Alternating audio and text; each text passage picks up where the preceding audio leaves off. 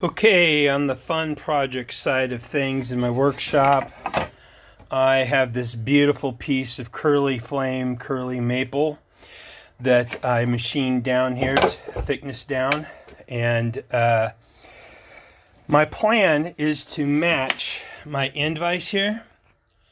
So I've got flame maple, purple heart, cherry, purple heart, flame maple on top of white oak with yellow cedar behind it that's stained blue, and trying to match my theme here, tie everything together.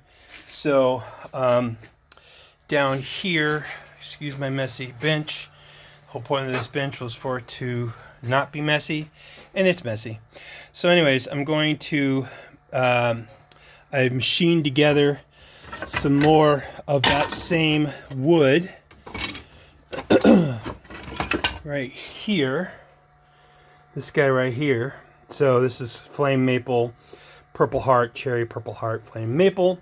And so I am thinking about cutting to fit right here and putting a little plug of that wood in there, and the same thing over here. That'll probably be I'm probably going to go ahead and put in just a small section of this wood that goes down and then back up over here to clamp on, and then the same thing here, so it'll be kind of a V-shaped with the same pattern going into this guy right here. And then I'm going to restain this, and you know, you work in a shop, you mess things up, so it's constantly a struggle of fixing it up. Anyway, so I bought this flame maple 2x2 block here, and I laminated again some thin pieces of cherry and purple heart.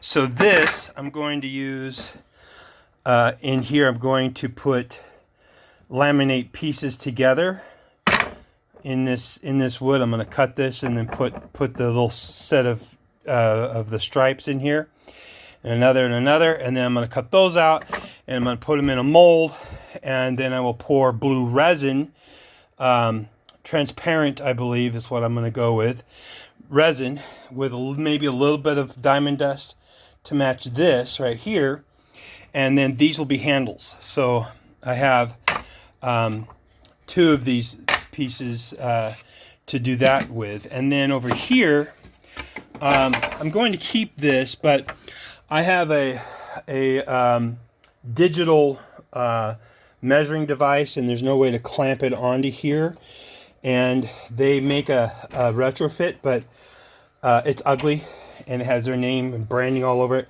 So what I'm going to do is I'm going to keep these pieces. These will always be able to come in and out, and I'll just store them when I've got rough lumber to work with. And then this I will cut into two pieces to fit in here perfectly, and then put a backer board of something that will move less, probably a piece of plywood. And so this will be laminated onto a piece of plywood, and then this will be put in as a stripe in the middle of it, and this will be cut off, and I will add more another piece of this measurement track here will go on the top of this, so it'll carry on across and stop right here. It'll have the stripe going through on both sides because this is double thickness. So I will cut this down, laminate it in here, glue that onto a piece of plywood, high quality plywood, and stain that so it'll match and look just like that. And then I have my handles that'll look basically the same way. And I will probably take well, I'm not sure. I might take a smaller pieces like this. I have cut a few more. So I will probably do something on that vise over there.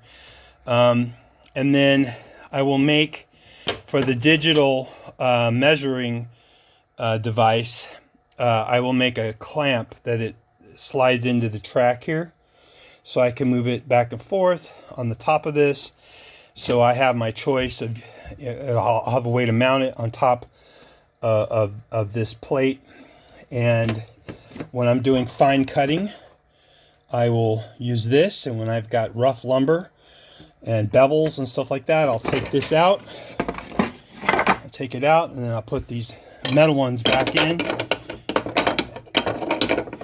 They go in easy actually. And then that'll be that. And then I do plan on, hopefully, I think I have another piece that I can mill down that of this to go in here, and I think I'll end up with a little bit of this left over because this is just about big enough to do a bunch of these, right? So I will probably split this, and then I might use some of this in this zero clearance. I'll remove this, put in a zero clearance.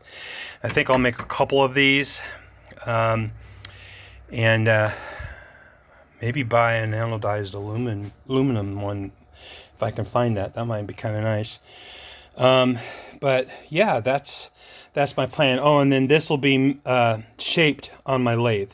So once I've got them into pieces of handles, I'm going to make screwdrivers and a couple mallets and a couple sharpening, not sharpening, markers, metal markers.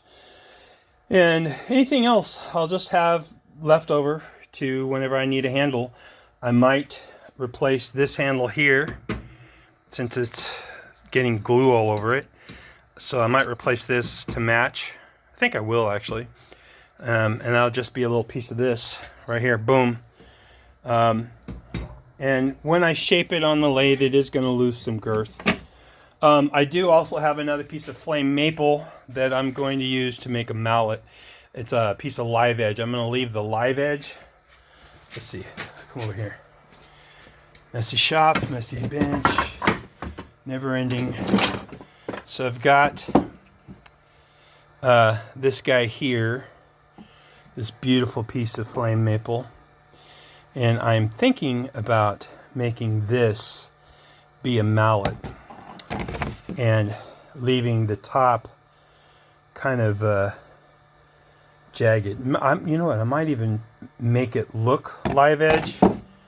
I thought it was live edge, but I guess it's not. But I might make this look like a live edge, and then put in blue resin on the top, and maybe curve it or something like that so that it's not on the edge of this.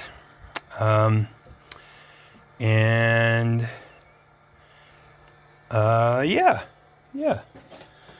Maybe I'll put a piece of oak or alder or something on the end to smack with. And I have my 60-volt charging. I gotta put those up here somewhere. I gotta make another one of these for those. And then my Ryobi, because I use Ryobi out in the field. I don't like taking my expensive stuff out. And I also like the Ryobi platform, and I have a bunch of tools that work on it that nobody else makes, so it's pretty convenient. Plus I use them for the lights and portable lighting. So I really need to, one, go through my batteries, because there is a high failure rate on their batteries, so I got to figure out what's going on. My stereo system is also Ryobi. Got speakers throughout the shop here, so that I don't have to have it very loud to enjoy the music. And so I need to make another place for charging this. And then I built this over here for my hammers, and I hate it. And I put magnets up here for my chisels, and I hate it because they fall and then dig into my bench or into me. So I'm going to redo that. I'm going to make it where they just go across and you can just grab it. The magnet will still be there, but I think I'll hide the magnet. And then it'll just be sitting across like this. And then when it's time to time to grab one, I'll just pull it out. Just lift it up and I'll have it. And then the same thing with the chisels. Anyways, that's my fun project for the shop. Now I got other stuff to go back to, and I got to do a review on these wonderful sanding pads from Spatel sanding discs. I've been enjoying them, and I've been working on doing a review.